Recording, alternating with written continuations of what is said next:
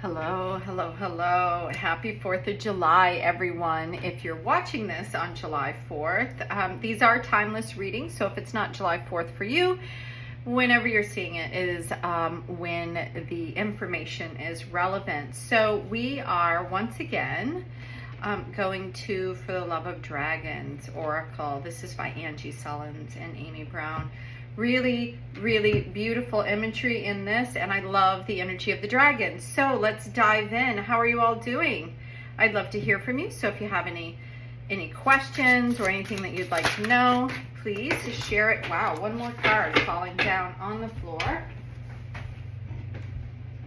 Okay, so we're gonna leave this one hidden for a second and go to these first two. So it's the first thing that is obvious to me is we have like this darker energy and this lighter energy. And the first one is around, it says it's the playmate. 1 and 6 is 7. And in the number 7, it to me is a time to look at what's going on in your world, like so you could possibly make some choices. Now this one has this beautiful fiery energy that brings in the element of the second chakra, and which is the sacral chakra, and that orange energy is around play and passion and creativity and just really having some fun. So I think that is a beautiful way to take in this holiday weekend. It's telling you to have some fun and enjoy what's around you. I love that it has the butterflies here of transformation. So if you've felt that things are really heavy lately, this is a really great time for this fiery time of year to, just to enjoy whatever is coming your way. Now I'm going to go ahead and go to the guidebook and see what else it has to say. Yeah, it says now's the time to play. We grow old because we stop playing. Let your spirit take wing by giving yourself the updraft of play. Right. So it's basically saying, you know, it brings in like a childlike enthusiasm and helps us to feel younger. And when we feel younger, we can literally become younger. So with that being said, we have this alchemist card, right? And they're both looking at each other. This is a very interesting card, very dark, kind of mysterious card, where we have this energy of this, I'm getting like the witch vibe. And an alchemist is somebody who can transform things. So we have a little hint of it over here with the butterfly. And then we have this alchemist with her eyes closed, like she's going within. And it feels like there is, so we have one more card here, which I think is going to go right here in the middle, because I was feeling like there was a little bit of a gap here between the two. That it's, I think, through play, sometimes we can transform things naturally through play. But I think there's a little bit more about this card that is asking us to take a look at it. And maybe this is what we do after play, right? And maybe they're part of the same, part of the same game, like through play, we can change the things that we don't like. By lightening up, we can transform the things that are a little bit heavy.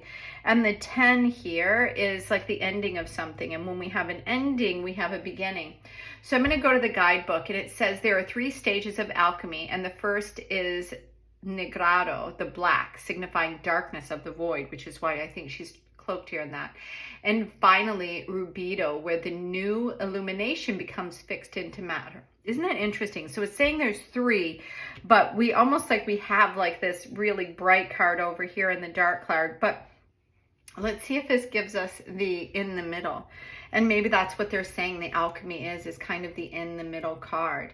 It says, anyone hoping to achieve a dragon's level of sovereignty will need to continually practice all 3 stages, becoming an alchemist of life. We enter the dark night of the soul, the beginning stage, Negrado, reach towards new illuminated understanding, which is Albedo, and finally create our new thoughts, beliefs, and reality, Rubedo. You're being asked right now to pay attention to what phase you're in and to consciously participate in your own transformation. I love this. So where are you? I mean, I'm like contemplating the same thing as as I'm sitting. And it's interesting that one of the things that I wanted to bring out was this black obsidian raven. And I don't know why I grabbed it at the last minute, that I felt like that I needed this energy here today. And we have this beautiful green heart in the middle. And I think I brought this because it brings a little mystery. And so what I'm hearing is that there's something unseen. There's something unseen right now going through this transformation around the earth, around all of us. We're all kind of doing it in a little bit of a different way. And some of it, I think, is magic that we are going to create. Like, we have choices. Like I said, the 1 and 6 makes 7, which to me is a choice point. And it's giving us options. And how do we want to go through some of these transformative things? Like, we can lean into anything that we like. So let's see what the third card. Wow, look at this. Number 6, which is the wild child, right here in the middle. So in this, there is like this little egg that is right here in the middle. And she seems very like pensive, like there's an opportunity where she's just kind of looking out. And I think that if you see here, it's kind of got these orange wings, right, that are flying around. And then she's going into what you see here in this dark red hair. And so it kind of feels like a transformation in the cards in itself, like this childlike energy of play and just, you know, letting go. And then we kind of transform, and look, there's like 3 wings here and there's 3 butterflies here. And it's like through the transformation, we become a little bit more of who we're going to be. And as the seasons change, because there's like leaves around here, around this wild child, and sometimes we're misunderstood on that journey of transformation. Sometimes we feel like we are like the wild child. A lot of times is labeled like the bad kid, or the one that doesn't, you know, follow the rules or whatever. But there is something that is like true in the wild child, the one that doesn't follow the rules. And I think that that's what we're looking at here, is like, go ahead, play, have fun. But as you transform, you're going to be leaning more into who it is that you were meant to be. So this is asking you what phase. It's asking you to think about, what phase are you in? Are you in this beginning phase where everything seems like fun and games? Or are you in this phase right here in the middle where you kind of feel like you're not really part of anything? You're not sure what's going on. And you're just like, you're nurturing something, and you know there's something more, but you're not exactly sure what it is. So you're just kind of in that contemplation, waiting for the signs to show you which way to go.